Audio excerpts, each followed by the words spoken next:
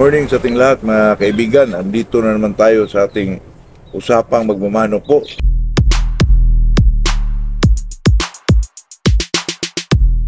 Bago tayo mag-umpisa mga kaibigan ay shout out muna tayo kay Rodel Midildia, Joey King, Bicol, Junmar Sungkog, Pigkawayan, North Cotabato, Gerald Lanrito, Anthony Espinilla, Rumblon, Jubin Kilantang, Melrose Place, Hilmar Padilla, Arlinda Suyat. Good morning sa ating lahat po. Bago tayo mag-umpisa mga kaibigan, ay may nag-comment ako, marami nag-comment na nagpasalamat na wala daw bayad tong tips ko. Kasi may isang vlogger daw na malaki daw ang hinihingi. Sa ganyan naman mga kaibigan, irespeto din natin yan. Baka naman consistent talaga yung mga binibigay yung mga tip at saka nananalo naman yung binigyan niya ng programa na yon about conditioning o ano man yon tungkol sa manok, siguro din yun, worth siguro din na mabigyan siya ng bayad na yon. Kasi sa atin dito mga kaibigan, hindi ako nagpabayad o kasi sa akin masaya na po ako na mag-subscribe kayo kasi wala naman yung bayad. At saka itong sa atin mga kaibigan ay lang to, mga gilid-gilid ba, pang small time mga kaibigan ba, na walang mga pira. Kaya dito tayo mga kaibigan, dito tayo mag-usap-usap yung mga natin mga kaibigan tungkol sa sabong ba, na talagang ito sa atin ay hindi naman tayo pang big time, wala naman tayong alam dyan, hindi naman tayo eksperto. Sa atin tayo ay mag-usap-usap lang po, kaya irespeto na lang natin yung kasi yung mga vlogger mga kaibigan, may iba-ibang diskarte din yun, ay respeto na lang natin yun.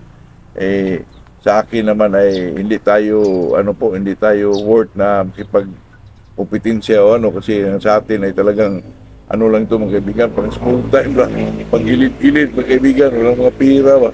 Kaya irespeto na rin lang natin yon mga kaibigan. At saka good luck na rin sa mga vlogger na kasi talagang consistent din yung mga binibigay na tipo. Kaya yun rin ang mga masabi ko dyan mga kaibigan. Itong pag-usapan natin ay napakasimple lang po, itong tungkol sa paano natin mapakintab yung balahibo ng manok na super kintab mga kaibigan. At saka kung mabigyan mo sila nitong pampakintab na parang capsule, itong kaibigan, kaplit na to, talagang kumikintab. Kasi dati kapag ginagawa itong kaibigan, kasi may alam mo na ito kasi mga mag-comment sa atin mga kaibigan, ito rin ang content natin, paano daw pakintabin ito mga kaibigan. Sa dati pa, bata pa ako, kita ko yung kapitbahay namin na ang ganda ng balahibo ng manok niya mga kaibigan, batang na makintab po. Bata pa ako, di siyempre nakita ko, parang kung mga kaibigan ba, parang na ako, na-amaze ako sa mga manok niya kasi ang kintab ng mga balahibo mga kaibigan. Sabi niya pinaliguan daw niya, tapos siyempre bata ka pa, pinaliguan ko rin sa akin, ganun pa rin mga kaibigan. Kasi yung sa akin mga kaibigan, yung manok ko dati, yung Bisaya na manok, bulanting yun mga kaibigan. Yung sa yung anong tawag dyan sa yung kalimutan ko anong tawag yun sa Tagalog mga kaibigan, yung bulanting, yung may mga pintik-pintik na puti po. Yun ang manok ko dati, Bisaya lang. Yung pinaliguan ko, ganun pa rin mga kaibigan, parang mga pa rin, hindi pa rin makintab. Di, kuha ko ng BB oil, yung BB oil ng mama ko, nilagay ko dun sa likuran. Medyo kumintab siya mga kaibigan, pero iba yung pagkakintab po, parang basa na pa. Di katulad dun sa kapitbahay ko, pero napag-alaman ko rin sa katagalan nating nag-alaga ng manok, na pakintab talaga sa manok mga kaibigan ay yung magpakintab ng mga balahibo ng manok natin ay yung pagkain nila po.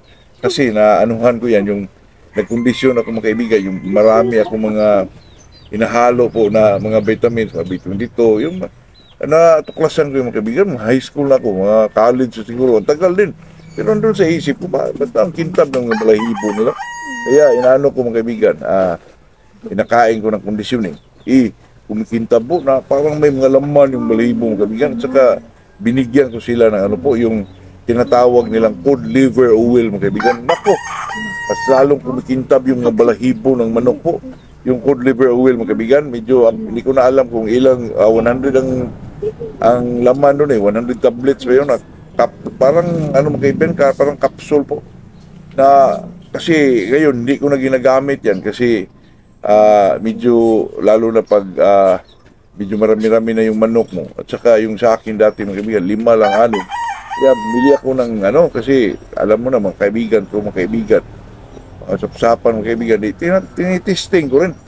Oh, grabe mga kaibigan, kumikintab talaga yung mga balahibo na parang may mga laman po ng kintab mga kaibigan, yung cod liver oil.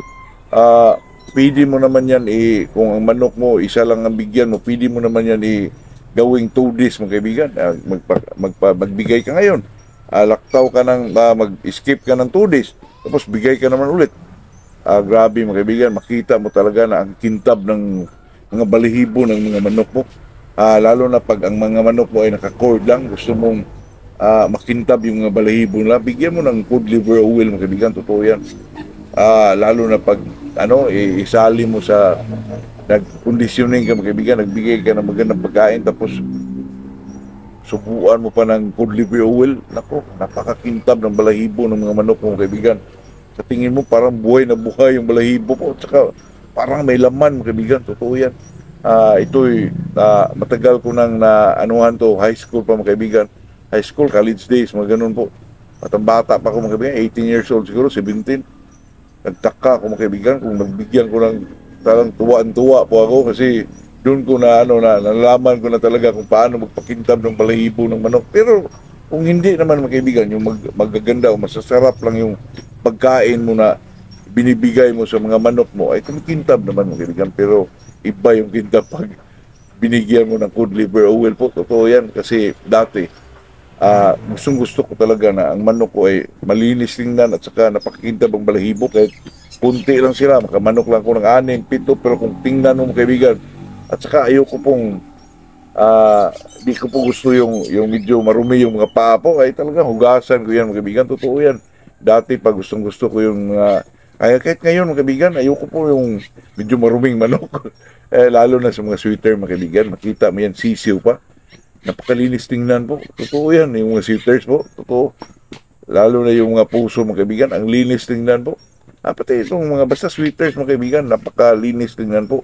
At saka yung pag medyo totoo ito mga kaibigan, kahit i-try nyo po yung cod liver oil, ay talagang talagang yung napaka-refine yung balahibo, at saka napakakintab tingnan mga kaibigan. Kaya yun lang po, yun lang ang, at saka din mga kaibigan, parang masigla po sila po. Siguro di ko lang alam kung anong vitamins ang nandun sa cod liver oil. Baka di ko lang alam mga kaibigan kung ano, kasi hindi ko makalimutan ko na. Pero kung gusto niyo bumili, nandun naman yan sa poultry supply. Yun, kung gusto niyo pakintabin, lalo na yung mga gold mga kaibigan, yung kabiyara. Ako, ang ganda nun mga kaibigan, kung pakintabin mo mga balahibo nila, through cod liver oil. Ako, ma-enjoy ka mga kaibigan. Lalo ka nang ma-enjoy lang pag kumakain sila. Panoorin mo lang, mas lalo kang ma-enjoy mga kaibigan. Ganyan ako dati, lalo na yung mga basag na manok, yung mga punggan po, cod liver oil mo yan. Ako, enjoy ka tingnan sila mga kaibigan. Yun lang mga kaibigan, yun lang ating may share sa araw na to. Magandang umaga sa ating lahat po.